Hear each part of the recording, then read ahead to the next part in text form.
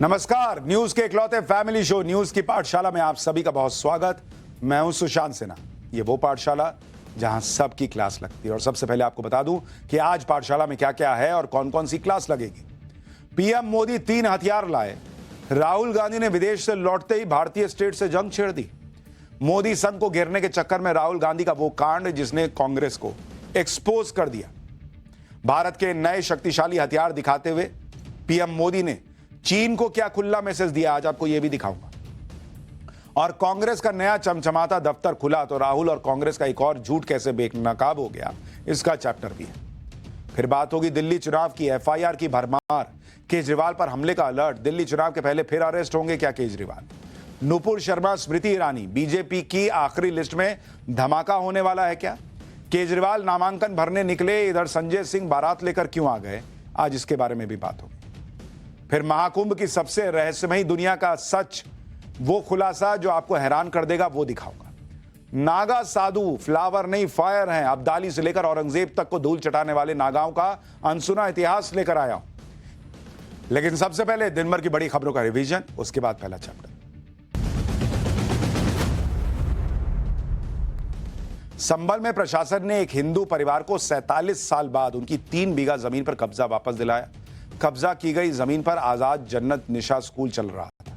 जब प्रशासन ने पैमाइश करवाई तो स्कूल संचालक मालिकाना हक के कागज नहीं दिखा पाए। पीड़ित परिवार के मुताबिक 1978 में दंगे के बाद वो शहर छोड़कर भाग गए थे। आरोप है कि जब उन्होंने जमीन वापस लेने की कोशिश की तो उन्हें धमकाया गया।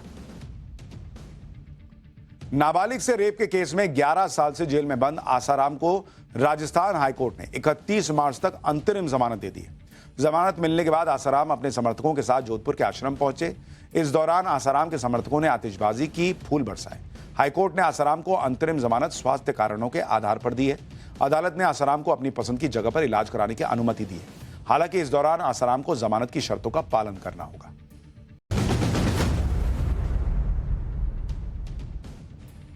तो ये हो गया दिन भर का रिवीजन। अब पाठशाला की पहली क्लास। पीएम मोदी 3 हथियार लाए। राहुल गांधी ने विदेश से लौटते ही भारतीय स्टेट से जंग क्यों छेड़ दी? मोदी संघ को घेरने के चक्कर में राहुल गांधी का वो कांड जिसने कांग्रेस को फिर एक्सपोज कर दिया। भारत के नए शक्तिशाली हथियार दिखाते हुए पीएम मोदी ने चीन को क्या खुला मैसेज दिया है? और कांग्रेस का नया चमचमाता दफ्तर खुला तो राहुल और कांग्रेस का एक और झूठ कैसे बेनकाब हो गया? सबसे पहले इसका चैप्टर।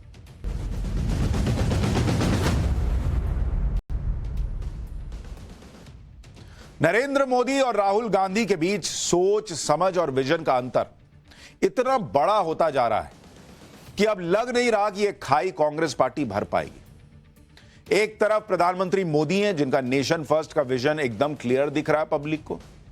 दूसरी तरफ राहुल गांधी हैं जो देश की हर संस्था पर सवाल उठाते रहते हैं। देश से लेकर विदेश तक में उनका यही काम है। और आज तो उन्होंने भयंकर ही कांड कर दिया है बॉस। एक तरफ नरेंद्र मोदी आज देश की सेना को मजबूती देने वाले हथियार देश को सौंप रहे थे, देश को मजबूत बनाने की बात कर रहे थे। वो देश, पड़ोसी देश जो भारत के लिए खतरा हो सकते हैं, उनको खुला मैसेज दे रहे थे। और दूसरी तरफ राहुल गांधी बॉस, उन्होंने इंडियन स्टेट के साथ ही जंग का ऐलान कर दिया। मतलब एक तरफ मोदी हैं जो देश के दुश्मनों से लड़ने की तैयारी मजबूत कर रहे हैं, दूसरी तरफ राहुल गांधी हैं जो अपने ही देश की चुनी हुई सरकार के खिलाफ जंग की बात कर रहे हैं। मतलब गजब ही लेवल पर चला गया है इनका मामला भाई, राहुल गांधी और कांग्रेस पार्टी का।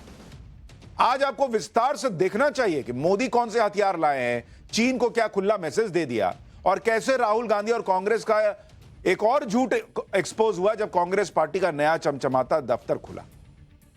लेकिन पहले राहुल गांधी के लेटेस्ट कांड की बात कर लेते हैं, क्योंकि जो राहुल गांधी कह रहे हैं वो बहुत खतरनाक है और वो कोई मामूली बात नहीं है। राहुल गांधी नेता विपक्ष होकर देश के खिलाफ ही लड़ने जैसी बातें कर रहे हैं। राहुल गांधी ने आज एक बहुत विवादित बयान दे दिया। उन्होंने कह दिया कि कांग्रेस की लड़ाई सिर्फ बीजेपी आरएसएस से नहीं है, इंडियन स्टेट से भी है। यानी मोदी विरोध में राहुल गांधी इंडियन स्टेट से लड़ने की बातें करने लगे। आज दिन भर राहुल गांधी के जिस बयान ने तूफान खड़ा कर दिया, हंगामा मचा दिया, पहले उस बयान को सुनिए, फिर उसके आगे की बात बताता हूं। I'd like to say one last thing, that do not think that we are fighting a fair fight. There is no fairness in this. If you believe that we are fighting a political organization called the BJP, that we are fighting a political organization called the RSS, you have not understood what is going on. The BJP and the RSS have captured every single institution of our country. We are now fighting the BJP, the RSS, and the Indian state itself. आप सोचिए boss, ये व्यक्ति भारत के लोकतंत्र में लोकसभा के अंदर नेता प्रतिपक्ष हैं और ये भाई साहब कह रहे हैं कि हम इंडियन स्टेट के खिलाफ लड़ाई लड़ रहे हैं। सारी संस्थाएं बीजेपी ने कैप्चर कर लिया। अरे कैप्चर कर ली तो आप नेता प्रतिपक्ष कैसे हैं बॉस? काहे चुनाव लड़ते हैं? तो फिर मत लड़िए। इंडियन स्टेट से लड़ रहे हैं। बीजेपी और आरएसएस के खिलाफ राहुल गांधी की लड़ाई तो समझ में आती है, लेकिन बॉस आप मोदी विरोध में इंडियन स्टेट से लड़ने चले हैं। राहुल गांधी विदेश से लौटे और लौटते ही उन्होंने बम फोड़ दिया और ऐसा बम फोड़ा कि बवाल मच गया। राहुल गांधी एक नया शब्द लेकर आए, इंडियन स्टेट। राहुल गांधी बहुत दिनों से इन आरोपों में फंसे हैं कि उनकी पार्टी का डीप स्टेट से कनेक्शन है। तो क्या डीप स्टेट के जवाब में राहुल गांधी इंडियन स्टेट शब्द लेकर आए? क्या राहुल गांधी को विदेश जाकर इंडियन स्टेट कहने का आइडिया आ गया, या उनको यह नैरेटिव बताया गया है कि अच्छा मोदी और बीजेपी डीप स्टेट बोलते हैं तो तुम इंडियन स्टेट बोल के आओ? इससे पहले राहुल गांधी इंडियन स्टेट यह शब्द तो इस्तेमाल नहीं करते थे। विदेश गए छुट्टी पे, आए और इंडियन स्टेट, और वो भी लास्ट में बोल रहे हैं कि लास्ट वाली बात बताता हूं, यानी कुछ रखे थे कि लास्ट में ये बोल के जाऊंगा। तो क्या राहुल गांधी डीप स्टेट का जो नैरेटिव है उसके तोड़ने के लिए इंडियन स्टेट के खिलाफ जंग की बात कर रहे हैं? वैसे राहुल गांधी को यह बात भी समझनी चाहिए कि इंडियन स्टेट से लड़ने की बातें तो भारत के दुश्मन करते हैं। राहुल गांधी तो नेता विपक्ष हैं, वो ऐसी भाषा बोल कैसे सकते हैं? विदेश से लौटकर राहुल गांधी ने जो बयान दिया उससे बीजेपी की यह थ्योरी मजबूत हो गई, जिसमें बीजेपी कहती है कि राहुल गांधी विदेश में देश विरोधी ताकतों से मिलते हैं। विदेश से राहुल गांधी को मोदी विरोधी स्क्रिप्ट मिलती है। राहुल गांधी डीप स्टेट के इशारे पर नरेंद्र मोदी का विरोध करते हैं। नरेंद्र मोदी को कमजोर करने के चक्कर में राहुल गांधी देश को कमजोर कर रहे हैं, क्योंकि यह क्या सिर्फ इत्तेफाक है कि राहुल गांधी विदेश गए छुट्टी मनाने और लौटे और तुरंत उन्होंने इंडियन स्टेट से जंग है यह बोल दिया, और उसके ठीक पहले डीप स्टेट की बातें हो रही थी। आरोप लग रहा था कि कांग्रेस और डीप स्टेट का कनेक्शन है। इसलिए अब बीजेपी राहुल गांधी के इस बयान पर फुल फायर मोड में। बीजेपी ने राहुल गांधी के बयान को संविधान के अपमान और डीप स्टेट से कनेक्शन से जोड़ दिया। बीजेपी अध्यक्ष जेपी नड्डा ने कहा कि राहुल गांधी डीप स्टेट के इशारे पर ही काम कर रहे हैं, देश को तोड़ने और समाज को बांटने की बात कर रहे हैं। वित्त मंत्री निर्मला सीतारमण ने कहा कि संविधान की शपथ लेने वाले नेता प्रतिपक्ष अब इंडियन स्टेट से लड़ने की बात कर रहे हैं। फिर राहुल गांधी संविधान की कॉपी लेकर क्यों घूमते हैं?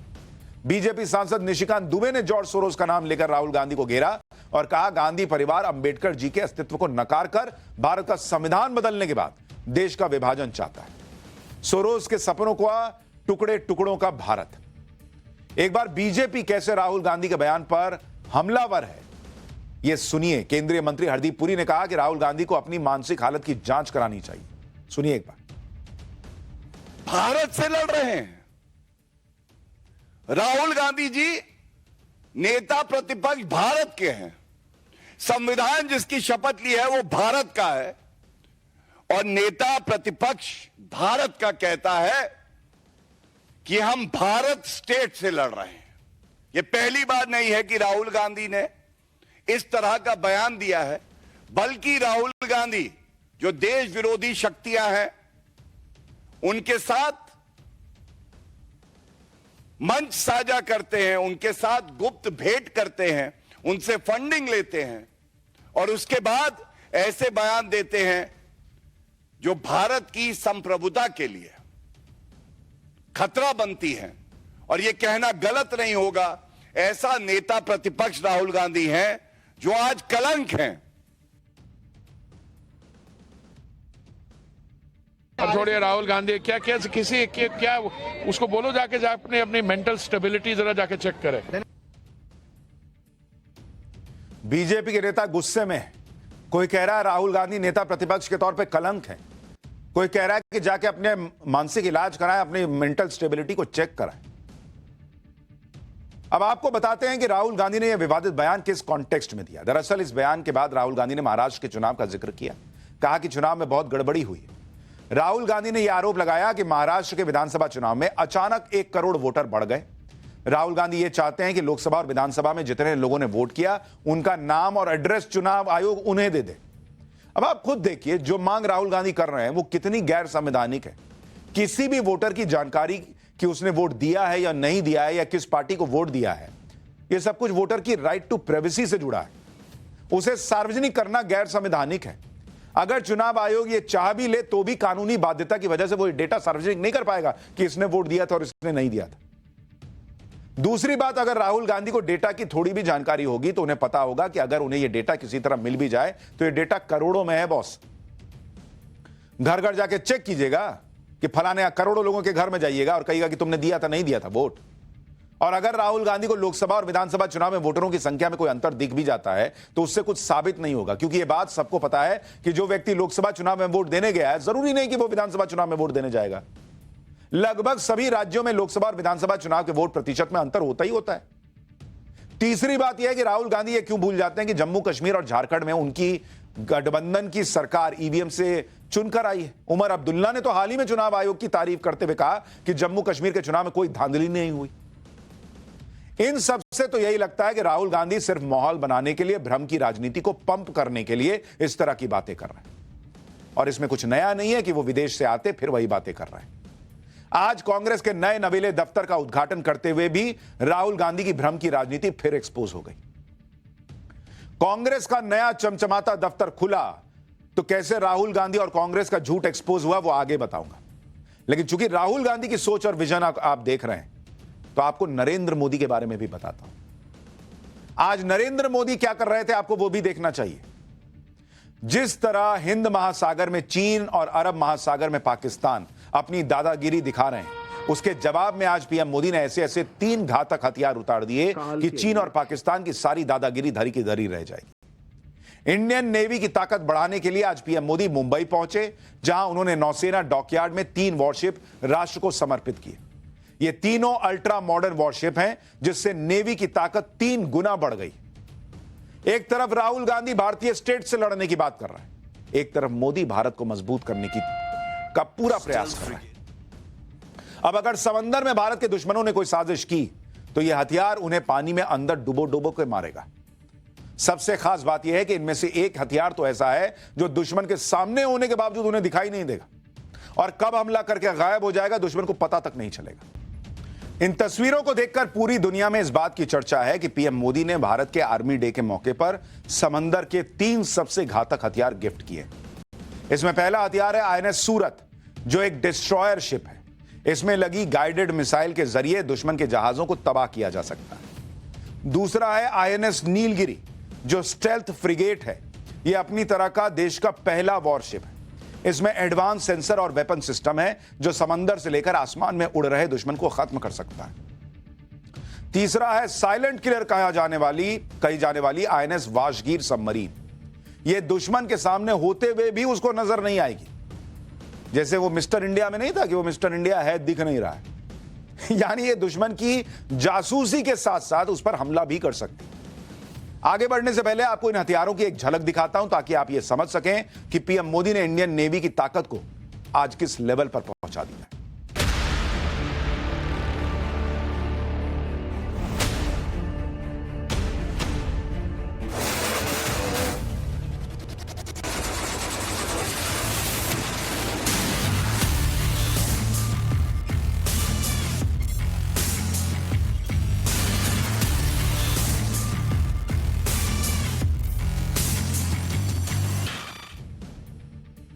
तस्वीरें देख रहे हैं बॉस, देख के एकदम झकाझक फील हो जाता है। पूरी दुनिया जानती है कि भारत एक शांति प्रिय देश है। पीएम मोदी का भी मानना है कि दुनिया का भविष्य युद्ध में नहीं बल्कि बुद्ध में।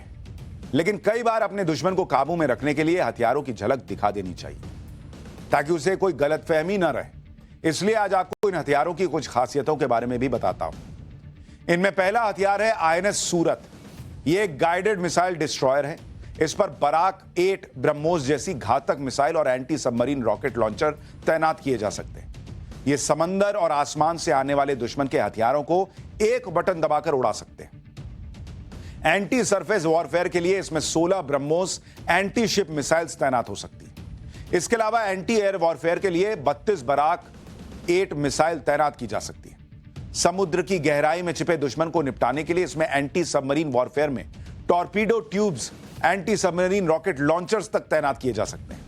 इसके अलावा यह एक बार में 7,400 किलोमीटर की यात्रा कर सकता है और 45 दिनों तक समुद्र में रह सकता है। यह है आईएनएस सूरत की ताकत, जो दुनिया के सबसे विनाशकारी जहाजों में से एक है। इसमें 75% तकनीक मेड इन इंडिया है। आईएनएस सूरत की एक और खास बात यह भी है कि यह बहुत ज्यादा वजन होने के बावजूद समंदर में अच्छी स्पीड से चल सकता है। इसका वजन 7400 टन का है और यह 56 किलोमीटर प्रति घंटे की स्पीड से समंदर में चल सकता है। आज पीएम मोदी ने इन हथियारों को पूरी दुनिया को दिखाते हुए चीन को एक मैसेज भी दिया। पीएम तो खुला बोलते हैं ना, मतलब सीधा हिसाब रहता है जिसको जो सुनाना है। तो एक बार सुनिए पीएम ने आज चीन के लिए क्या कहा है। उसके बाद साइलेंट किलर हथियार के बारे में भी बताऊंगा, जो होगा भी सामने तो भी दिखेगा नहीं बॉस। लेकिन पहले पीएम को सुनिए। भारत विस्तारवाद नहीं, भारत विकासवाद की भावना से काम करता है। भारत ने हमेशा ओपन, सिक्योर, इंक्लूसिव और प्रॉस्परस इंडो पैसिफिक रीजन का समर्थन किया है। यानी जो चीन इंडो पैसिफिक रीजन में कब्जा करना चाहता है, उसको नरेंद्र मोदी ने सीधा सीधा हिसाब बता दिया कि सबको लेके चलना होगा बॉस। आईएनएस सूरत के अलावा पीएम मोदी ने आज आईएनएस नीलगिरी को भी देश को समर्पित किया। यह भी एक गाइडेड मिसाइल डिस्ट्रॉयर है जो अल्फा स्टील्थ तकनीक से तैयार की गई है। यानी ये इतना मजबूत जहाज है कि दुश्मन के हथियार और समुद्र का खारा पानी कुछ नहीं कर सकता इसका। इसे लंबे समय तक समुद्र में तैनात किया जा सकता है। इसके आने के बाद इंडियन नेवी की ताकत समंदर में कई गुना बढ़ जाएगी। आईएनएस नीलगिरी से 3 डायमेंशंस यानी 3 तरह के खतरों को खत्म किया जा सकता है। एंटी सबमरीन, एंटी एयर और एंटी सरफेस हथियारों को लॉन्च किया जा सकता है। इसके कुछ फीचर्स आपको जानने चाहिए। जैसे आईएनएस नीलगिरी दुनिया के सबसे एडवांस मिसाइल डिस्ट्रॉयर में से एक है। यह 17A स्टील्थ फ्रिगेट प्रोजेक्ट का पहला जहाज है और इस तकनीक के आने के बाद नेवी में वॉरशिप की ताकत बहुत बढ़ जाएगी। यह जहाज इतना बड़ा है कि इसके पिछले हिस्से से चेतक एडवांस लाइट हेलीकॉप्टर और MH-60R हेलीकॉप्टर का ऑपरेशन कर सकता है। इस वॉरशिप की मदद से उड़ान भरकर समुद्री लुटेरों को भी रोका जा सकता है। आपको याद होगा पिछले कुछ सालों में इंडियन नेवी ने कई देशों के कार्गो शिप को लुटने से बचाया है। आज पीएम मोदी इंडियन नेवी को तीसरा सबसे घातक हथियार आईएनएस बागशीर सबमरीन भी सौंपते दिखे। सबसे खास बात यह है कि सबमरीन को भारत में ही तैयार किया गया है। भारत सरकार की मेक इन इंडिया के तहत इसे Mazagon Dock Ship Builders Limited ने बनाया है। इस सबमरीन से दुश्मन के जहाज और सबमरीन पर एंटी शिप मिसाइलों से सटीक हमला किया जा सकता है। सबसे बड़ी बात तो यह है कि समंदर की गहराई में दुश्मन की कोई भी तकनीक इसकी सही लोकेशन का पता ही नहीं लगा सकती। यानी यह हमला करने के अलावा दुश्मन की जासूसी भी कर सकता है। इसमें सभी तरह के घातक हमलों के लिए भारी भरकम सेंसर और हथियार लगे हुए हैं। भारत की समुद्री सीमाओं की सुरक्षा के लिए भारतीय नौसेना में कलवारी क्लास की सबमरीन आईएनएस वागशीर को शामिल किया जाएगा। यह सबमरीन कलवारी क्लास की 6ठी सबमरीन, मतलब आसान भाषा में कहा जाए तो यह लेटेस्ट और एडवांस तकनीक से लैस सबमरीन है। कलवारी क्लास की 5 सबमरीन पहले से समंदर में तैनात है। इनकी खासियतें भी तो सुनिए। आईएनएस बागशीर सबमरीन की लंबाई 221 फीट लंबी है, ऊंचाई 40 फीट, वजन 1600 टन। समंदर में पानी के दबाव को झेलने के लिए इसे स्पेशल स्टील से बनाया गया है। इस सबमरीन में हाई टेंसाइल स्ट्रेंथ है, जिससे यह पानी की गहराई करीब 350 मीटर नीचे 50 दिन तक एकदम आराम से मजे में रह सकती है। सबसे खास बात यह कि सबमरीन स्टील्थ टेक्नोलॉजी से बनाई गई है, जिसकी वजह से यह रडार की पकड़ में ही नहीं आती। इस सबमरीन में 1250 किलोवाट के डीजल इंजन है, जिससे यह समंदर में 37 किलोमीटर प्रति घंटे की रफ्तार से चल सकती है। लेकिन अगर डीजल खत्म हो जाए तो इसके लिए इस सबमरीन में 360 बैटरी सेल्स हैं। हर बैटरी सेल का वजन करीब 750 किलो है। इन बैटरीज के दम पर आईएनएस वागशीर समंदर की सतह पर 6,500 नॉटिकल माइल्स यानी करीब 12,000 किलोमीटर की दूरी तय कर सकता है, जबकि समंदर के अंदर 1,000 किलोमीटर की दूरी तय की जा सकती है। आईएनएस वागशीर पूरी तरह से भारत में बनी है। इसे फ्रांस की कंपनी नेवल ग्रुप के साथ मिलकर मुंबई के Mazagon Dock Ship Builders Limited ने बनाया है। यह सबमरीन साइलेंट किलर है। इसका मतलब यह है कि यह सबमरीन बिना आवाज की चुपचाप दुश्मन का काम तमाम कर देती। इसके पीछे के हिस्से में मैग्नेटाइज्ड प्रपल्शन मोटर लगाई गई है। इस तकनीक को फ्रांस से लिया गया। यह तकनीक इंजन से आने वाली आवाज बाहर आने ही नहीं देती। इससे दुश्मन के खोजी हवाई जहाज हो या सबमरीन, इसकी जानकारी उन्हें ठीक से पता ही नहीं चल पाती। आवाज ही नहीं हो रहा, पता कैसे चलेगा कहां है। इसके अलावा यह समंदर की गहराइयों में माइंस बिछा सकती है ताकि दुश्मन के वॉरशिप और सबमरीन में ब्लास्ट किया जा सके। यह सबमरीन एडवांस वेपन से लैस है। इसके ऊपरी हिस्से में 6 टॉर्पीडो ट्यूब्स बनाई गई हैं, जिनसे टॉर्पीडोज को फायर किया जा सकता है। एक बार में 12 टॉर्पीडो इससे फायर हो सकते हैं। इसके अलावा एंटी शिप मिसाइल SM-39 भी लॉन्च की जा सकती है। सबमरीन में लगे हथियार और sensor high technology combat management system से जुड़े हुए हैं। यानी यह सबमरीन एक जासूसी वॉरफेयर है जो पहले दुश्मन की जानकारी इकट्ठा करेगी चुपचाप, और जब दुश्मन से खतरा होगा ठोक देगी। आईएनएस वागशीर को भी अरब सागर के आसपास तैनात किया जा सकता है। इससे भारत की समुद्री सुरक्षा कई गुना बढ़ जाएगी। 2017 से प्रोजेक्ट 75 के तहत लगातार समंदर की सुरक्षा को लेकर एक के बाद एक कलवारी क्लास की सबमरीन समंदर में उतारी जा रही है। अब आपको यह भी जानना चाहिए कि भारत को आईएनएस वागशीर जैसी सबमरीन की जरूरत पड़ी क्यों। दरअसल भारत की समुद्री सीमा 7,516 किलोमीटर लंबी है। इसमें बाईं तरफ अरब सागर में कराची से होने वाली हरकतों को कंट्रोल किया जा सकता है। राइट में बंगाल की खाड़ी है जहां चीन लगातार घुसपैठ करता है। इसके अलावा नीचे हिंद महासागर में चीन ने अपने व्यापार के लिए कई आइलैंड पर कंट्रोल किया हुआ है। भारत ने अपनी इसी समुद्री सीमा की रक्षा के लिए घातक हथियारों को समंदर में उतारा है। मतलब चीन को, पाकिस्तान को पता रहना चाहिए कि भैया चू चपड़ मत करो, ठोक दूंगा। आप देखिए कि आमतौर पर नए साल के मौके पर ज्यादातर देशों के चीफ हॉलिडे प्लान करते हैं, किसी खूबसूरत जगह पर छुट्टी पर चले जाते हैं, अपने लिए बढ़िया बढ़िया चीजों की शॉपिंग करते हैं। लेकिन भारत के प्रधानमंत्री नरेंद्र मोदी अलग ही टाइप के प्रधानमंत्री हैं। नए साल में भारत के लिए नए नए खतरनाक हथियार खरीद रहे हैं। साल 2025 के लिए पीएम मोदी ने हथियारों की पूरी शॉपिंग लिस्ट बनाई हुई है भाई। सबसे खास बात यह है कि इनमें से कुछ हथियारों की डिलीवरी जल्दी ही शुरू हो जाएगी। पीएम मोदी 11 और 12 फरवरी को आर्टिफिशियल इंटेलिजेंस शिखर सम्मेलन के लिए फ्रांस जाने वाले हैं। इस दौरान पीएम मोदी फ्रांस के साथ कई बड़ी डिफेंस डील साइन कर सकते हैं। पीएम मोदी इस बार इंडियन नेवी के लिए राफेल का M वर्जन यानी राफेल मरीन फाइटर जेट खरीदने की तैयारी कर रहे हैं। राफेल के इन मरीन फाइटर जेट को इंडियन नेवी के वॉरशिप आईएनएस विक्रांत पर तैनात किया जाएगा। इसके अलावा इंडियन नेवी के लिए PM Modi 3 scorpion diesel electric submarine की डील कर सकते हैं।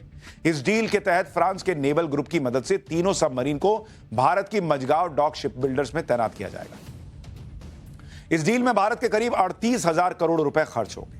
पीएम मोदी की लिस्ट में भारतीय सेना के लिए तीसरा हथियार प्रचंड हेलीकॉप्टर है। यह स्वदेशी तकनीक से तैयार हल्के फाइटर हेलीकॉप्टर है जो खास तौर पर पाकिस्तान और चीन बॉर्डर की सुरक्षा के लिए LOC और LAC पर तैनात किए जा सकते हैं। पीएम मोदी ने 156 प्रचंड हेलीकॉप्टर का ऑर्डर दे दिया है। इस डील की कीमत लगभग 53,000 करोड़ रुपए है। हथियारों की लिस्ट में चौथा हथियार advance tow artillery gun system यानी ATAGS है। PM Modi 307 artillery gun system का ऑर्डर दे चुके हैं। अगले कुछ सालों में इसकी डिलीवरी भी शुरू हो जाएगी। इस डील में 8,500 करोड़ रुपए की लागत आएगी। यानी लगातार प्रधानमंत्री नरेंद्र मोदी भारत की सेना को, भारत की सीमा को मजबूत करते जा रहे हैं, सुरक्षित करते जा रहे हैं। आप में से बहुत से लोगों के मन में यह सवाल आ रहा होगा कि कुछ साल पहले पीएम मोदी ने भारत के लिए 36 रफाल खरीदे थे। अब ऐसी क्या जरूरत पड़ गई भाई कि 26 और खरीद रहे हैं? दरअसल अभी तो राफेल खरीदे गए, वो इंडियन एयरफोर्स के लिए खरीदे गए। अब इंडियन नेवी के लिए राफेल का M वर्जन फाइटर जेट खरीदा जाएगा। राफेल का यह M वर्जन खास तौर पर समुद्री एरिया पर में हवाई हमले के लिए डिजाइन हुआ है। नए राफेल को इंडियन नेवी के स्वदेशी एयरक्राफ्ट INS विक्रांत पर तैनात किया जाएगा। राफेल का M वर्जन उड़ान भरने और लैंडिंग के लिए शॉर्ट टेक और बट अरेस्टर लैंडिंग तकनीक लगाई गई है। इससे यह बहुत कम जगह पर लैंड हो सकता है। वो नहीं देखते कि जहाज पे आके लैंड करता है तो पीछे से गुब्बारा सा खुल गया या उसमें तकनीक लगी रहती है, एकदम कम जगह में लैंड हो जाता है। तो अभी वाला राफेल तो वो तो हवा में उड़ने के लिए है, मतलब जमीन पर से, तो वो वहां कैसे उतरेगा? अभी आईएनएस विक्रांत पर रूसी मिग-29 तैनात हैं जो धीरे धीरे सेवा से बाहर हो रहे हैं। तो चूंकि पीएम मोदी का तो है कि भाई पहले से सोच के रखो कि जब हट जाएगा तब थोड़ा ही काम होगा।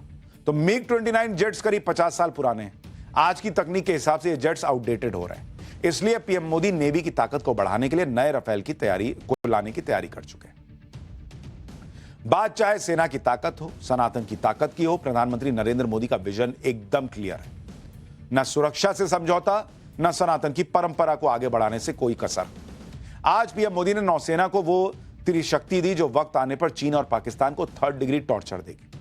आज ही पीएम मोदी ने सनातन और अध्यात्म को मजबूत करने वाला भी एक काम किया। पीएम मोदी ने आज एशिया के दूसरे सबसे बड़े इस्कॉन टेम्पल का लोकार्पण किया। यह इस्कॉन टेम्पल मुंबई के पड़ोसी शहर नवी मुंबई के खारघर में बना है, जहां आज पीएम मोदी पहुंचे और पूरे विधि विधान के साथ इससे भव्य इस्कॉन टेम्पल का इनॉग्रेशन किया। भगवान श्री कृष्ण को समर्पित इस मंदिर का नाम श्री श्री राधा मदन मोहन जी मंदिर रखा गया है। आप देखिए कि इस्कॉन के लोकार्पण के दौरान पीएम मोदी कैसे भक्ति रस में डूबे हुए नजर आए।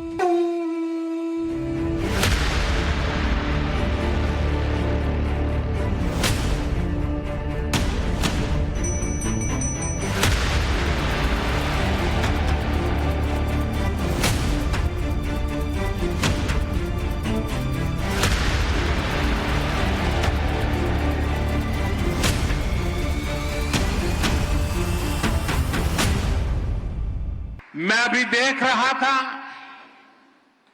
श्री राधा मदन मोहन जी मंदिर परिषद की जो रूपरेखा है, इस मंदिर के पीछे जो विचार है, इसका जो स्वरूप है, उसमें अध्यात्म और ज्ञान की संपूर्ण परंपरा के दर्शन होते हैं।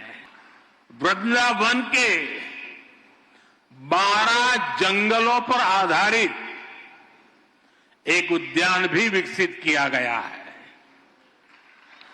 मुझे विश्वास है ये मंदिर परिसर आस्था के साथ साथ भारत की चेतना को भी समृद्ध करने का एक पुण्य केंद्र बनेगा। तो प्रधानमंत्री नरेंद्र मोदी एक तरफ देश की ताकत बढ़ा रहे हैं, सनातन की ताकत बढ़ा रहे हैं, और दूसरी तरफ राहुल गांधी जो जिस तरह से फेक नैरेटिव की बात करते हैं, इंडियन स्टेट से लड़ने की बात करते हैं, और कैसे कांग्रेस जो है वो एक के बाद एक झूठ की राजनीति करती रही है, ये देश ने देखा है। आज कांग्रेस के नए दफ्तर के उद्घाटन के साथ ही राहुल गांधी और कांग्रेस पार्टी का एक और फेक नैरेटिव बस्ट हो गया। कांग्रेस ने दिल्ली के कोटला रोड के अपने नए चमचमाते दफ्तर का उद्घाटन किया। यह नया दफ्तर है कांग्रेस का। बताया जा रहा है कि कांग्रेस ने दिल्ली में अपने इस आलीशान दफ्तर को बनवाने में 250 करोड़ रुपए खर्च किए हैं। सुनने में लग रहा हो 250 करोड़ रुपए, वो भी उस कांग्रेस पार्टी ने जिसने लोकसभा चुनाव के दौरान, आपको याद होगा, कितना रोना पीटना मचाया था। आरोप लगाया था कि मोदी ने तो कांग्रेस के बैंक अकाउंट फ्रीज करवा दिए। हाय हाय, अब हम कैसे चुनाव लड़ेंगे, अब हमारे पास तो पैसा ही नहीं बचा, हमारे उम्मीदवारों के पास तो ट्रेन के टिकट के पैसे नहीं हैं। यही कहती थी ना कांग्रेस। बीजेपी का दफ्तर दिखा के कहती थी कि बताइए इनको कितना चंदा मिल रहा है, इतना आलीशान दफ्तर बना रहे हैं। अपना दफ्तर कम है, 250 करोड़ का दफ्तर बनाए। बनाने में दिक्कत नहीं है बॉस, बनाइए ना, 500 करोड़ का दफ्तर बनाइए, लेकिन खुद कंबल ओढ़ के घी मत पीजिए और दूसरे को गाली दीजिएगा। कांग्रेस पार्टी, राहुल गांधी जो अपने आलीशान नए दफ्तर में बैठेंगे, अब कोई उनसे पूछे कि जब चुनाव लड़ने के पैसे नहीं थे तो इस दफ्तर को बनाने के लिए कौन से खजाने से पैसे निकल रहे हैं। कांग्रेस का नया दफ्तर बीजेपी मुख्यालय से सिर्फ 500 मीटर की दूरी पर है, जिसका उद्घाटन आज सोनिया गांधी और मल्लिकार्जुन खड़गे ने किया। और करीब 46 साल बाद कांग्रेस पार्टी का परमानेंट एड्रेस बदल गया। कांग्रेस का पुराना ऑफिस 24 अकबर रोड था, अब नया पता है 9A कोटला रोड, नई दिल्ली। इस दफ्तर को इंदिरा भवन नाम दिया गया है।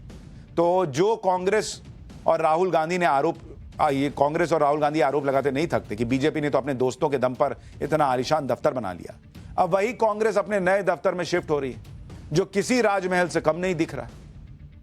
नाम भी इंदिरा भवन है, मतलब गांधी परिवार से ये लोग बाहर ही नहीं निकल पाते।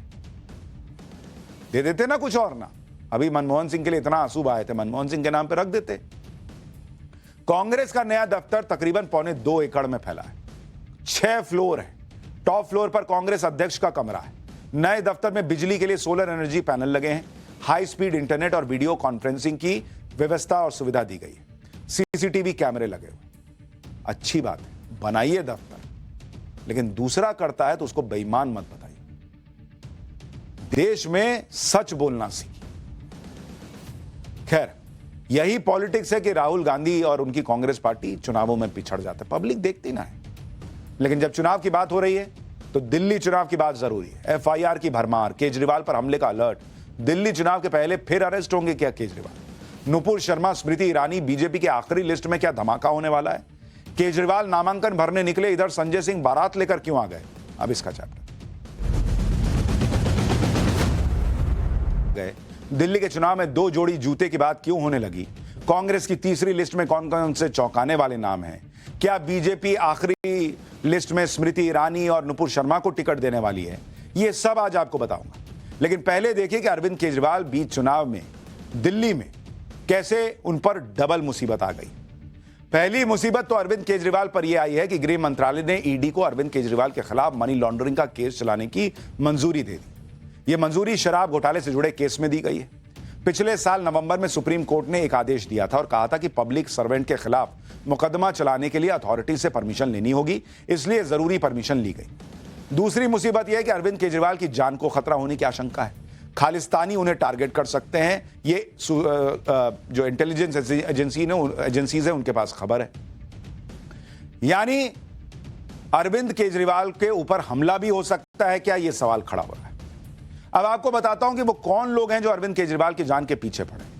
अरविंद केजरीवाल को लेकर खुफिया एजेंसीज ने जो अलर्ट जारी किया है उसके मुताबिक अरविंद केजरीवाल पंजाब बेस्ड खालिस्तानी हमला, पंजाब में जो खालिस्तानी बेस्ड हैं वो उन पर हमला कर सकते हैं। सुरक्षा एजेंसीज ने अरविंद केजरीवाल की सिक्योरिटी को रिव्यू किया है। खुफिया एजेंसीज ने केजरीवाल पर थ्रेट की जानकारी दिल्ली पुलिस को दे दी है। अरविंद केजरीवाल को फिलहाल Z+ की सुरक्षा मिली हुई है। यानी एक तरफ शराब घोटाले के आरोपों में फंसे केजरीवाल पर कानूनी मुसीबत बढ़ गई है, दूसरी तरफ अरविंद केजरीवाल की जान को भी खतरा बताया जा रहा है। लेकिन अरविंद केजरीवाल कह रहे हैं कि उन्हें भगवान पर भरोसा है, उनका चुनाव पर फोकस है, भगवान उन्हें बचाएगा। सुनिए एक बार।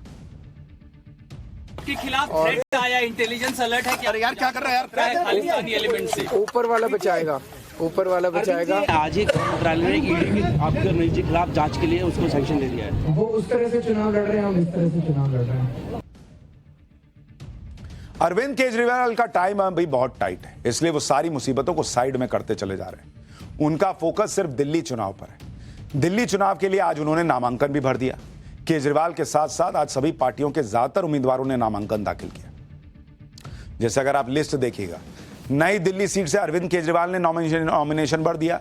उनके खिलाफ बीजेपी से प्रवेश वर्मा ने नामांकन भरा है। जंगपुरा सीट से मनीष सिसोदिया ने पर्चा भरा। कालकाजी सीट से बीजेपी के रमेश बिदुड़ी ने नॉमिनेशन फाइल किया। ग्रेटर कैलाश से सौरभ भारद्वाज नॉमिनेशन कराए। दिल्ली की बाबरपुर सीट से गोपाल राय, रोहिणी सीट से बीजेपी के विजेंद्र गुप्ता ने नामांकन भर दिया। दिल्ली कांग्रेस के अध्यक्ष देवेंद्र यादव ने बादली सीट से नामांकन दाखिल किया। तो मतलब जितने बड़े बड़े नाम हैं सबने आज नॉमिनेशन फाइल किया। आज दिल्ली चुनाव की सबसे हॉट सीट नई दिल्ली पर सबसे ज्यादा चर्चित 2 उम्मीदवारों ने नामांकन दाखिल किया। एक तरफ अरविंद केजरीवाल नई दिल्ली की सड़क पर शक्ति प्रदर्शन करते हुए नामांकन करते दिखे, दूसरी तरफ प्रवेश वर्मा ने भी सियासी ताकत दिखाते हुए नामांकन दाखिल किया। दिल्ली में नामांकन की आखिरी तारीख 17 जनवरी है। 5 फरवरी को वोटिंग है। दिल्ली के पूर्व सीएम और आम आदमी पार्टी के संयोजक अरविंद केजरीवाल ने नॉमिनेशन से पहले महिला समर्थकों के साथ वाल्मीकि मंदिर में पूजा अर्चना दी। इसके बाद अरविंद केजरीवाल हनुमान मंदिर गए। हनुमान मंदिर में अरविंद केजरीवाल ने अपनी पत्नी सुनीता केजरीवाल के साथ पूजा की। मंदिर में दर्शन के बाद अरविंद केजरीवाल महिला समर्थकों के साथ करीब 2 किलोमीटर की पदयात्रा करते हुए नॉमिनेशन के लिए कलेक्ट्रेट पहुंचे और चुनाव में महिला वोटर्स का आशीर्वाद मिलने की उम्मीद जताई। एक बार अरविंद केजरीवाल को सुनिए, फिर बताऊंगा नई दिल्ली सीट पर अरविंद केजरीवाल को चुनौती दे रहे बीजेपी के कैंडिडेट प्रवेश वर्मा ने नॉमिनेशन से पहले हाथों में त्रिशूल क्यों उठा लिया। बस मैं दिल्ली के लोगों को कहना चाहूंगा कि काम के लिए वोट दीजिएगा। एक तरफ काम करने वाली पार्टी है और एक तरफ गाली गलौज देने वाली पार्टी है। गालियां देने से कोई फायदा नहीं होता है। गालियां देने से कोई तरक्की नहीं होती, विकास नहीं होता। हम इस बात पे चुनाव लड़ रहे हैं कि हमने पिछले 10 साल में क्या काम किया, आगे 5 साल में क्या काम करेंगे। नई दिल्ली सीट से अरविंद केजरीवाल के खिलाफ चुनाव लड़ रहे बीजेपी के कैंडिडेट प्रवेश वर्मा ने भी आज नॉमिनेशन फाइल किया। नॉमिनेशन से पहले प्रवेश वर्मा ने भी वाल्मीकि मंदिर में पूजा की। प्रवेश वर्मा समर्थकों के साथ रोड शो निकालते हुए नॉमिनेशन के लिए निकले। जब प्रवेश वर्मा का रोड शो मंदिर के बाहर पहुंचा तो प्रवेश वर्मा गाड़ी की छत पर खड़े होकर समर्थकों का अभिवादन भी करने लगे। इस दौरान किसी समर्थक ने प्रवेश वर्मा के हाथों में त्रिशूल पकड़ा दिया। हाथों में त्रिशूल लहराते हुए प्रवेश वर्मा ने विक्ट्री साइन दिखाया। देखिए तस्वीर।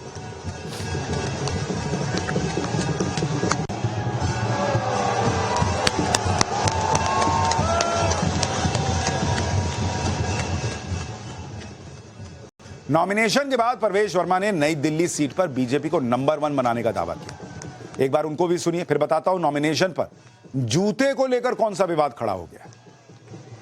दिल्ली के तो कोई काम किए नहीं, तो अभी वो ऊपर वाले की शरण में चले गए। दिल्ली के काम किए होते तो दिल्ली वाले से वो कहते कि आप लोग मुझे वोट दीजिए।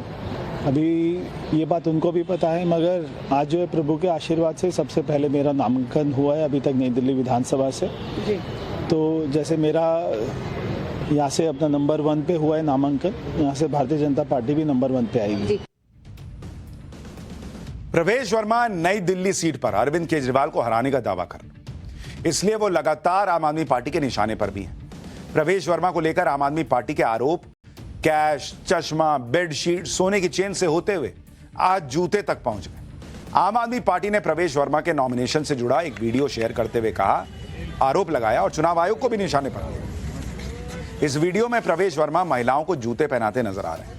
आम आदमी पार्टी ने प्रवेश वर्मा पर खुलेआम जूते बांटने का आरोप लगाया, इसे चुनाव आचार संहिता का उल्लंघन बताया और सवाल उठाए कि इस तरह के वीडियो आने के बावजूद चुनाव आयोग के अधिकारी कह रहे हैं कि ऐसा कुछ हो ही नहीं रहा। खुद अरविंद केजरीवाल ने भी इसे दिल्ली के लोगों का अपमान बताया। कहा कि क्या दिल्ली के लोग एक जूते जोड़ी से खरीदे जा सकते हैं क्या?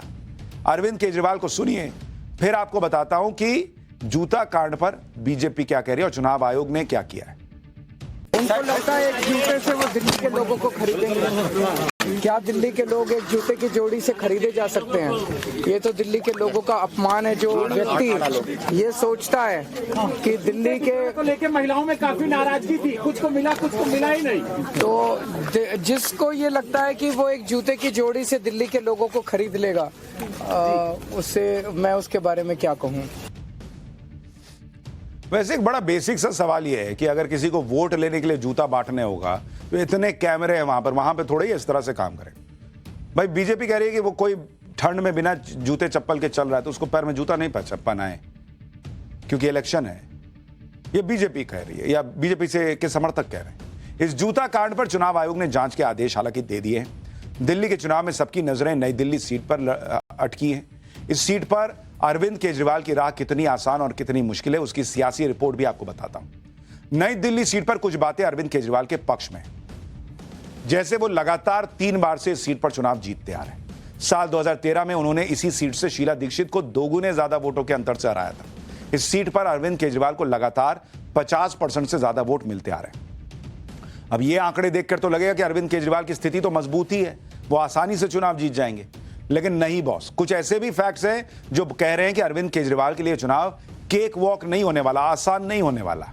जैसे अरविंद केजरीवाल के खिलाफ 10 साल की सत्ता विरोधी लहर भी है। पहली बार अरविंद केजरीवाल के टक्कर में बीजेपी और कांग्रेस ने 2 बहुत मजबूत चेहरे उतारे। बीजेपी से प्रवेश वर्मा और कांग्रेस से संदीप दीक्षित।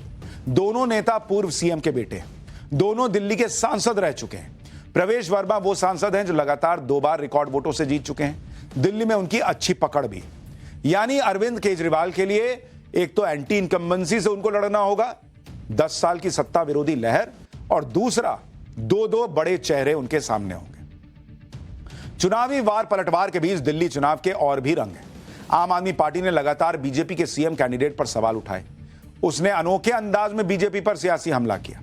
कार्यकर्ताओं के साथ संजय सिंह ने एक आज बारात निकाल दी और इसे बीजेपी की बारात बताया, जिसमें दूल्हा गायब दिखाया इन लोगों ने। आम आदमी पार्टी लगातार ये कह रही है कि बीजेपी के पास कोई सीएम फेस नहीं है, इसी को लेकर आम आदमी पार्टी ने बीजेपी पर तंज कसा कि भाई बारात तो निकली है लेकिन दूल्हा ही नहीं, देखिए घोड़ी पे कोई है ही नहीं।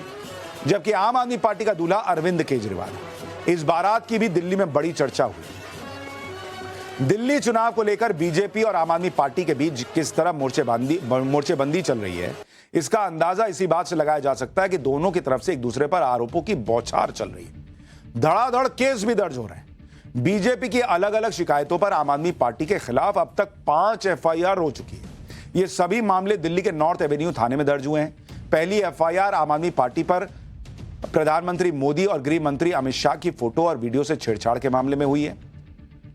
दूसरी एफआईआर जो हुई है वो दिल्ली के पूर्व सीएम अरविंद केजरीवाल और पंजाब के सीएम भगवंत मान के खिलाफ दर्ज हुई है। यह मामला यूपी और बिहार के लोगों को लेकर गलत बयानबाजी का है। तीसरी एफआईआर आम आदमी पार्टी के खिलाफ दर्ज हुई है, जिसमें आरोप है कि आम आदमी पार्टी के ट्विटर हैंडल पर गृहमंत्री अमित शाह की आवाज और वीडियो को तोड़ मरोड़ कर पोस्ट किया गया। चौथी एफआईआर आम आदमी पार्टी और उसके संयोजक अरविंद केजरीवाल के खिलाफ दर्ज हुई है। आरोप है कि पार्टी और केजरीवाल ने पीएम मोदी को लेकर गलत जानकारी के साथ सोशल मीडिया प्लेटफॉर्म पर पोस्ट अपलोड की। पांचवी एफआईआर आम आदमी पार्टी के नेता राम गुप्ता के खिलाफ दर्ज हुई है।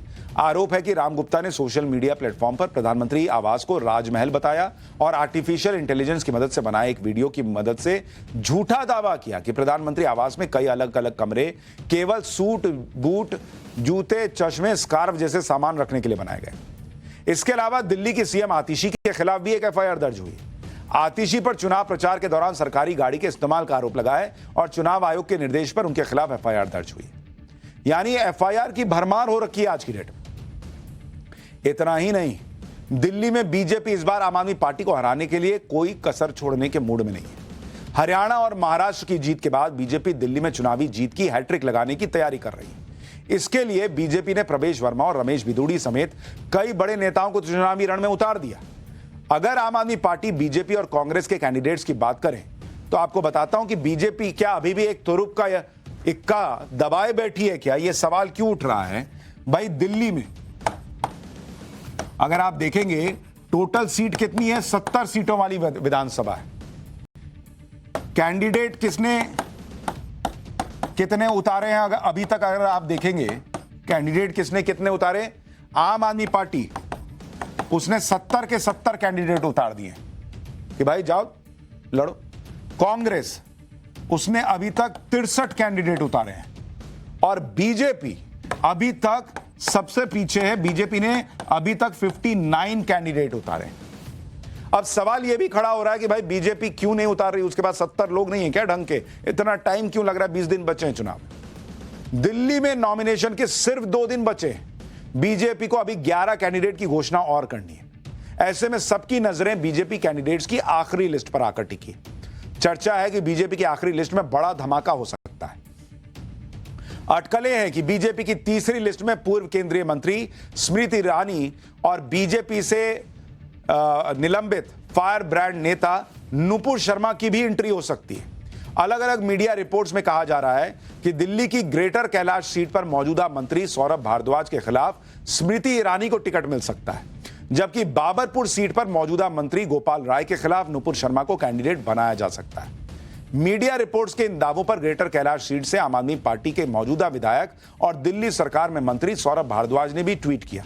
अपने ट्वीट में सौरभ भारद्वाज ने एक अंग्रेजी अखबार के आर्टिकल की तस्वीर शेयर की, जिसमें दावा किया गया है कि ग्रेटर कैलाश में सौरभ भारद्वाज के खिलाफ दिल्ली बीजेपी स्मृति ईरानी को एक ऑप्शन के तौर पर चाहती है। तो उन्होंने लिखा कि भाई वैकेंसी है, अप्लाई करो। लेकिन क्या यह होगा नहीं होगा, यह तो वक्त तय करेगा। फिलहाल दिल्ली चुनाव जो है वो बड़ा जबरदस्त हो रखा है। पाठशाला की अब अगली क्लास, महाकुंभ की सबसे रहस्यमयी दुनिया का सच आपको दिखाऊंगा, वो खुलासा जो आपको हैरान कर देगा। नागा साधु फ्लावर नहीं फायर हैं। अब्दाली से लेकर औरंगजेब तक को धूल चटाने वाले नागाओं का अनसुना इतिहास आज आपके लिए लेकर आया हूं।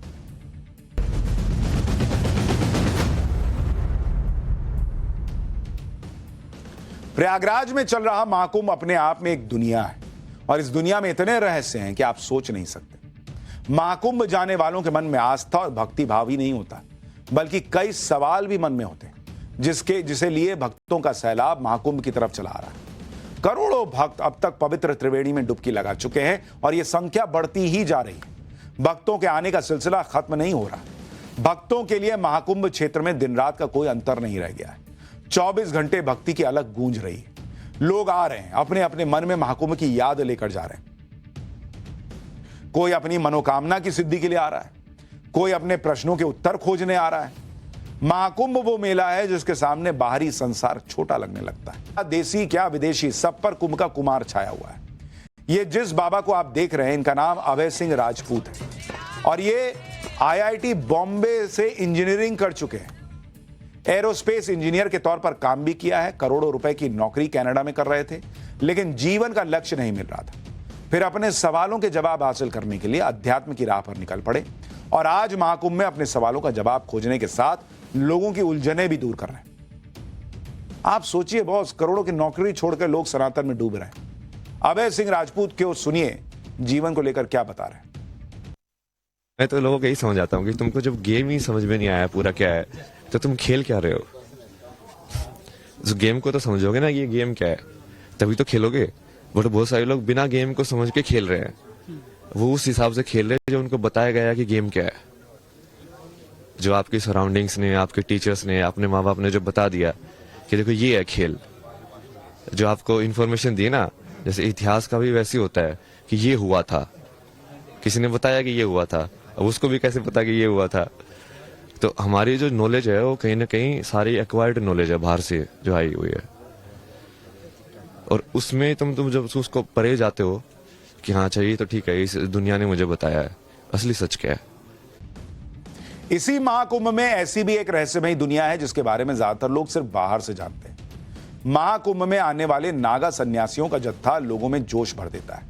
नागा सन्यासियों का अल्हड़पन, उनका बिना संकोच अपनी बात कहना और दुनिया के बंधनों से मुक्त होना लोगों को खूब पसंद आता है। ऐसे ही मौकों पर नागा साधुओं और नागा अखाड़ों की चर्चा होती है। इसके बाद ये कहां चले जाते हैं कोई नहीं जानता। नागा साधु कैसे बनते हैं ये भी बहुत लोगों को नहीं पता है। सबसे बड़ी बात यह है कि नागा साधुओं के इतिहास के बारे में तो शायद ही किसी को पता हो। नागा साधुओं का वो इतिहास भी आज आपके लिए लेकर आया हूं जो वीरता और बलिदान की कहानियों से भरा हुआ है। नागा साधुओं को सनातन का रक्षक कहा जाता है। नागा साधुओं के तार आदि शंकराचार्य तक जाते हैं। नागाओं के इतिहास में वो चैप्टर भी जब नागाओं ने अहमद शाह अब्दाली को मात दी, औरंगजेब की सेना को हराया। नागा साधुओं का इतिहास बहुत पुराना है और इस दौरान नागाओं ने सनातन की रक्षा के लिए कई युद्ध लड़े, बहुत बलिदान दिए। विदेशी आक्रांताओं से देश की रक्षा में नागा साधु सबसे आगे खड़े दिखाई देते हैं। अहमद शाह अब्दाली अफगान शासक था जिसने भारत पर 8 बार हमले किए थे। 1757 में अहमद शाह अब्दाली ने भारत के कई मंदिरों और धार्मिक नगरों को तबाह किया। 1757 में अब्दाली की सेना मथुरा वृंदावन तक पहुंच गई। उस समय अब्दाली की सेना को गोकुल में नागाओं ने हराया था, जिसके बारे में इतिहासकार अक्षत गुप्ता ने अपनी किताब the Naga warriors battle of Gokul volume 1 में लिखा कि 1757 में अब्दाली की सेना ने मथुरा, वृंदावन और गोकुल पर हमला किया। उस समय गोकुल में देश भर से नागा साधुओं का जमावड़ा लगा हुआ था। अब्दाली ने गोकुल जीतने की जिम्मेदारी अपने सेनापति सरदार खान को दी। सरदार खान अपने साथ 4000 सैनिक लेकर गोकुल की तरफ बढ़ा। गोकुल में सरदार खान की सेना के सामने 111 नागा साधु तलवार और भाला लेकर खड़े हो गए। नागा साधुओं को देखकर सरदार खान ने कहा कि नागा साधुओं को वो दोपहर से पहले निपटा देगा। लेकिन युद्ध शुरू होते ही नागा साधुओं ने कुछ ही देर में अफगान सेना को हरा दिया। राख से सने नागा साधुओं की युद्ध कला देखकर सरदार खान बुरी तरह घबरा गया। सरदार खान की हालत के बारे में अब्दाली को पता चला तो उसने और सैनिक भेजे कि जाओ जाओ देखो फंसा हुआ, बचाओ उसको। लेकिन नागा साधुओं के सामने अब्दाली की सेना तिनकों की तरह बिखर गई। नागा साधु ने अफगान सेना के आधे से ज्यादा सैनिक मार गिराए। नागा साधुओं से डरकर सरदार खान ने अपनी सेना को पीछे हटने का आदेश दिया। यह है नागा साधुओं का इतिहास। आप सोचिए, सिर्फ तलवार और भालों के दम पर नागा साधुओं ने अफगान सेना के परखच्चे उड़ा दिए। गोकुल पर कब्जा करने की सोच रहा अब्दाली नागाओं से बुरी तरह पराजित हो गया। नागा साधु अपनी धुन के पक्के होते हैं। वो ईश्वर के अलावा किसी से नहीं डरते बॉस, और धर्म संस्कृति की रक्षा के लिए कुछ भी कर सकते हैं। इसकी एक और कहानी है जिसकी बड़ी चर्चा होती है और यह कहानी भी कुंभ से जुड़ी हुई है। 17वीं शताब्दी में मुगल बादशाह जहांगीर कुंभ में आने वाला था। उस समय साधु और सन्यासियों ने इसका काफी विरोध किया कि जहांगीर यहां क्यों आएगा भाई, लेकिन जहांगीर से लड़ने का सामर्थ्य साधुओं में नहीं था। लेकिन नागा साधुओं ने जहांगीर को खत्म करने की योजना बना ली। शैव और वैष्णव संप्रदाय के नागा साधुओं ने इस योजना को बनाया। जब जहांगीर प्रयागराज कुंभ में आया तो उस पर हमला करने की तैयारी थी। नागा साधुओं ने मिलकर एक मानव पिरामिड तैयार कर दिया। पिरामिड के सबसे ऊपर एक नागा योद्धा कटार लिए खड़ा था। जैसे ही जहांगीर वहां आया, नागा योद्धा ने उस पर कटार से हमला किया। हालांकि इस हमले में जहांगीर बच गया, लेकिन इसकी बड़ी चर्चा हुई। नागा साधुओं का इतिहास ऐसे किस्सों से भरा हुआ है जब सनातन की रक्षा के लिए नागाओं ने सन्यासी होते हुए भी सैनिक की भूमिका निभाई। नागा साधुओं के इस गौरवशाली इतिहास के बारे में बहुत कम लोगों को पता है। इसलिए तो कहता हूं ना कि पाठशाला देखिए, सनातन को समझिए, जानिए। मजाक उड़ाते हैं लोग, है नागा साधु बिना कपड़ों के घूम रहे। पहले सामने वाले को समझिए तो कि वो है क्या, फिर मजाक उड़ाइएगा। आप मजाक बन जाते हैं ऐसी बातें करके। कुंभ और महाकुंभ जैसे अवसरों पर नागा साधुओं की चर्चा होती है, उसके बाद लोग भूल जाते हैं। नागा साधु हमेशा सनातन और हिंदुत्व के विरोधियों के खिलाफ खड़े रहे। नागा साधुओं का इतिहास महाराणा प्रताप के साथ भी जुड़ा हुआ है। माना जाता है कि अकबर ने जब महाराणा प्रताप पर हमला किया था तो नागा साधुओं ने महाराणा प्रताप के साथ मिलकर अकबर से युद्ध लड़ा था। मुगलों के खिलाफ महाराणा प्रताप का युद्ध राजस्थान के चपली तालाब और रणकड़ा में हुआ था। इस युद्ध में नागा साधुओं ने महाराणा प्रताप के साथ मिलकर मुगलों से युद्ध किया। नागाओं की ऊर्जा और महाराणा प्रताप की बहादुरी से युद्ध में मुगलों की हार हो गई थी। यह भी कहा जाता है कि आज भी चपली तालाब में बलिदान हुए नागा सन्यासियों की समाधियां हैं, जो इस बात का प्रतीक है कि नागाओं ने सनातनियों की रक्षा के लिए बलिदान देने में भी संकोच नहीं किया था। ऐसा भी नहीं है कि नागा साधु बिना किसी तैयारी के युद्ध लड़ते थे। नागा साधुओं को शास्त्र के साथ साथ शस्त्र की बकायदा शिक्षा दीक्षा मिलती थी और इसी वजह से राजा महाराजा नागा योद्धाओं को अपनी सेना तक में भर्ती करते थे। इतिहासकार जदुनाथ सरकार ने अपनी किताब a history of दसनामी Naga sannyasis में लिखा है कि शैव और वैष्णव दोनों संप्रदाय के नागा साधुओं ने राजपुताना, गुजरात और अन्य क्षेत्रों के राजाओं के लिए कई युद्ध लड़े। नागा साधु रक्षात्मक और आक्रामक दोनों तरह से इन क्षेत्रों की रक्षा करते थे। इसके बदले में नागा योद्धाओं को भूमि और वार्षिक भत्ते दिए जाते थे। 18वीं शताब्दी के दौरान नागा योद्धा उदयपुर, जयपुर, जैसलमेर, जोधपुर, बीकानेर, बड़ौदा, मारवाड़, भुज के महाराजाओं के साथ काम करते थे और कई राज्यों में तो नागा योद्धा नियमित रूप से वेतन पाने वाली स्थायी सेना का हिस्सा हुआ करते थे। यह है नागाओं का गौरवशाली इतिहास। नागाओं की वीरता के किस्से भारत ही नहीं, विदेशों तक फैले थे। विदेशी इतिहासकारों ने भी नागाओं की बहादुरी और युद्ध कौशल के बारे में लिखा। मुगल बादशाह औरंगजेब ने वाराणसी में काशी विश्वनाथ मंदिर को तोड़ा था। मुगल सेना ने वाराणसी में इतना अत्याचार और खून खराबा किया था कि उसकी कोई दूसरी मिसाल नहीं है। लेकिन उस दौर में भी नागाओं ने मुगल सेना को धूल चाटने के लिए मजबूर किया था। और इसका जिक्र अमेरिकन इतिहासकार जेम्स जी लॉकफील्ड ने अपनी किताब the illustrated encyclopedia of Hinduism volume 1 में किया है, जिसके मुताबिक साल 1664 में औरंगजेब की मुगल सेना ने वाराणसी पर हमला किया था। उस समय महानिर्वाणी अखाड़े के नागा योद्धाओं ने युद्ध लड़ा। ज्ञानवापी कुएं के पास युद्ध में नागा योद्धाओं ने मुगल सेना को हराया। इसके हाथ से लिखे दस्तावेज महानिर्वाणी अखाड़े के पास रखे हुए थे। आप खुद सोचिए कि विदेशी इतिहासकार ये सब लिख रहे हैं, जबकि भारत में कुछ लोगों ने तो ऐसा इतिहास लिखा जिसमें औरंगजेब को हिंदुओं का हितैषी तक करार दे दिया गया। बॉस, मुगलों ने भारत के सनातन गौरव को मिटाने की न जाने कितनी कोशिशें की। प्रयागराज से लेकर वाराणसी तक सनातन को खत्म करने की कोशिश की गई। इसी तरह से हरिद्वार पर भी औरंगजेब ने हमला किया था। साल 1666 में औरंगजेब की सेना ने हरिद्वार के कुंभ पर हमला किया। मुगल सेना के खिलाफ नागा योद्धाओं ने मोर्चा खोल दिया। भाई, नागा योद्धाओं ने अन्य साधुओं और संतों को एकजुट किया। सभी ने मिलकर हरिद्वार में मुगलों के खिलाफ लड़ाई लड़ी। नागा योद्धाओं की वजह से हरिद्वार से मुगल सेना को भागना पड़ा। लेकिन आपने मुगलों का इतिहास इतना पढ़ा होगा, नागा साधुओं के बारे में आपने कितना पढ़ा है सोचिएगा। नागा साधुओं ने सिर्फ सनातन के लिए ही युद्ध नहीं लड़े। देश पर जब भी संकट आया तब नागा साधुओं ने योद्धा का वेश धारण करके हथियार उठाए। विदेशी आक्रांताओं और मुगलों से लड़ने वाले नागा योद्धाओं और सन्यासियों ने देश के लिए अंग्रेजों से भी युद्ध लड़ा। सन्यासियों ने बंगाल में ब्रिटिश राज के खिलाफ युद्ध लड़ा था। इस युद्ध के बारे में बंकिम चंद्र चटर्जी ने अपनी किताब आनंद मठ में लिखा है। यानी आप कल्पना तक नहीं कर सकते कि सनातन की रक्षा और देश की रक्षा के लिए नागाओं ने क्या क्या नहीं किया है। यहां तक कि राम जन्मभूमि आंदोलन में भी नागा साधुओं ने हिस्सा लिया था। बंगाल के तत्कालीन गवर्नर जनरल वॉरेन हेस्टिंग्स ने नागाओं के लिए कानून बना दिया। इसके तहत नागा सन्यासियों के हथियार रखने पर बैन लगाया गया। साथ ही नागा सन्यासियों के बंगाल आने पर भी प्रतिबंध लगा दिया गया। सन्यासियों के जीवन का लक्ष्य ही सनातन की रक्षा है। नागा सन्यासियों को सनातन योद्धा भी कहते हैं, जिनके आगे मुगलों और अब्दालियों तक को हार माननी पड़ी। लेकिन महाकुंभ का एक और रहस्य है जिसके बारे में बहुत कम लोगों को पता है, और यह रहस्य है एक वृक्ष का, जिसने अपनी जगह पर खड़े खड़े 23 बार मुगलों को पराजित किया। सोचिए सनातन की ताकत, जहां एक पेड़ तक अपने विरोधियों को जीतने नहीं देता है। प्रयागराज में महाकुंभ क्षेत्र में संगम के पास एक किला है जिसे अकबर ने बनवाया था। इसी किले के अंदर वो अक्षय वृक्ष है जिसे नष्ट करने के लिए मुगलों ने पूरी ताकत लगा दी थी, लेकिन हर बार मुगलों को निराशा ही हाथ लगी। आपको इस वृक्ष का इतिहास बताता हूं जिसके दर्शन के बिना महाकुंभ की यात्रा अधूरी मानी जाती है। फारसी विद्वान अहमद अल बरूनी 1017 ईस्वी में भारत आया था। उसने अपनी किताब तारीख अल हिंद में लिखा कि प्रयागराज में संगम के पास एक बड़ा सा वृक्ष है जिसकी लंबी लंबी शाखाएं हैं। यह एक वट वृक्ष है जिसे अक्षय वट कहा जाता है।